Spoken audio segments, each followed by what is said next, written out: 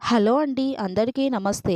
ఈరోజైతే నేను కందగడ్డ పూర్ణమప్పాలు ఎలా చేశాననేదైతే నీకు డీటెయిల్‌గా చెప్తాను. ఇది అయితే మనము చలికాల సీజన్‌లో దొరుకుతుంది మనకు సంక్రాంతి మూమెంట్‌లో. ఉట్టిగా తినొచ్చు, ఉడకపెట్టుకొని తినొచ్చు, ఇలా పూర్ణమప్పాలు చేసుకొని తినొచ్చు. మరి ఎలా చేశారనేది అయితే మనము ఈ వీడియోలో అయితే చెప్పబోతున్నాను. అంతకుముందైతే ఒక లైక్ కొట్టి సబ్స్క్రైబ్ చేయండి. మంచి మంచి వీడియోస్ మీకోసం వస్తాయి. మనమైతే ప్రాసెస్‌కెళ్ళిపోదాం. 4 గడ్డలైతే తీసుకున్నాను. మంచిగా కడుక్కోవాలి నీట్‌గా. ఎందుకంటే మట్టి నుంచి వస్తాయి కదా! మరి మనకు తింటుంటే తలుగుతది కాబట్టి ఇలా నీట్‌గా అయితే నేను కడుక్కున్నాను. మీరు కూడా నీట్‌గా కడుక్కోండి. ఇవన్నీ కందగడ్డలు మీకు ఎంతమందికి తెలుసు అనేది నాకు కామెంట్ చేయడం అయితే అసలు మర్చిపోవద్దు. ఎందుకంటే చాలామందికి తెలియదు. అందుకనే అడుగుతున్నాను. ఇది హెల్త్ కూడా చాలా మంచిది. భూమిలో పండుతాయన్నమాట. ఇలా అయితే ఒక గంజిలో నేను వాటర్ తీసుకున్నాను. వాటర్‌లో అయితే ఇవి 4 గడ్డలైతే యేసుకుందాము. కందగడ్డలు మర్చిపోవద్దు, నేను గడ్డలంటున్నా, కందగడ్డలంటున్నా అని అనుకోవద్దు. 2 అన్నా, 1 అన్నమాట. అందుకే మరీ మరీ చెప్తున్నాను కందగడ్డలు పేర్లు. ఓకేనా? మీకు అర్థమై ఉండొచ్చు. ఇలా అయితే నేను ఒక 10 మినిట్స్ చక్కగా ఉడకపెట్టుకున్నాను. దానికంటే ఒక ముందు ఇలా ఒక గిన్నెలో అయితే నేను మైదాపిండి తీసుకున్నాను. మైదాపిండి వేసుకున్న తర్వాత కొద్దిగా అయితే అందులో ఉప్పు వేసుకొని, వాటర్ వేసుకొని చక్కగా మనము కలుపుకోవాలి. కలుపుకుంటేనే ఎంత మంచిగా మనము కలుపుకుంటామో అంత మంచిగా మనకు పూర్ణం అప్పాలనేటివి వస్తాయి. మనం కలుపుకునేటట్లే ఏదైనా ఉంటది. ఇలా సాఫ్ట్‌గా వచ్చే వరకు మనమైతే చక్కగా కలుపుకోవాలి. ఇలా అయితే మొత్తము ఉడికిపోయాయి. తీసుకున్న తర్వాత నీళ్లు వంపేసి చూసారా? నేను ఎలా తీస్తున్నానో పైన పొట్టు చక్కగా వస్తుంది. వేడిగా ఉంది. మీరు చూసుకొని చెయ్యండి. పొగలెళ్తున్నాయి కదా!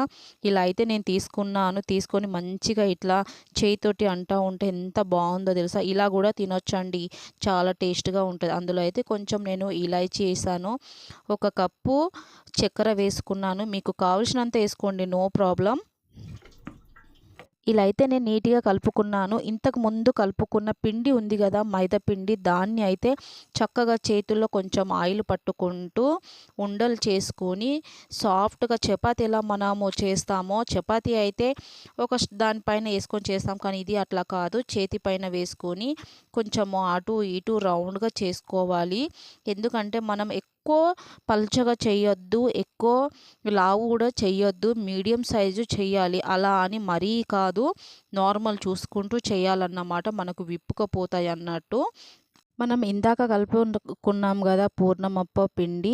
ఇలా అయితే చక్కగా అప్పలాగా చేసుకొని దాంట్లో అయితే పూర్ణం పెట్టేసి, అంటే అదేనండి కందగడ్డ పేస్ట్ ఉంది గదా! అది పెట్టేసి ఇలా చక్కగా చేతిలో అది మొత్తం పైన లీక్ కాకుండా చక్కగా నీట్‌గా మనం ఇలా అద్దుకోవాలి. సో, ఇలా అద్దుకుంటేనే మనకు మంచిగా నీట్‌గా అది లీక్ కాకుండా ఉంటది. తినడానికి గూడా టేస్ట్‌గా ఉంటదన్నమాట. నేను ఎలా చేస్తున్నాను అనేది ఫుల్లుగా అయితే చూసేయండి. చూస్తేనే మీకు అర్థమవుతుంది. స్కిప్ చేస్తే మాత్రం అర్థం అవ్వదు. ఇలా అయితే నేను అన్నీ చేసుకొని ఒక ప్లేట్‌లో వేసుకున్నాను. దానికైతే నేను నెయ్యి తీసుకున్నాను.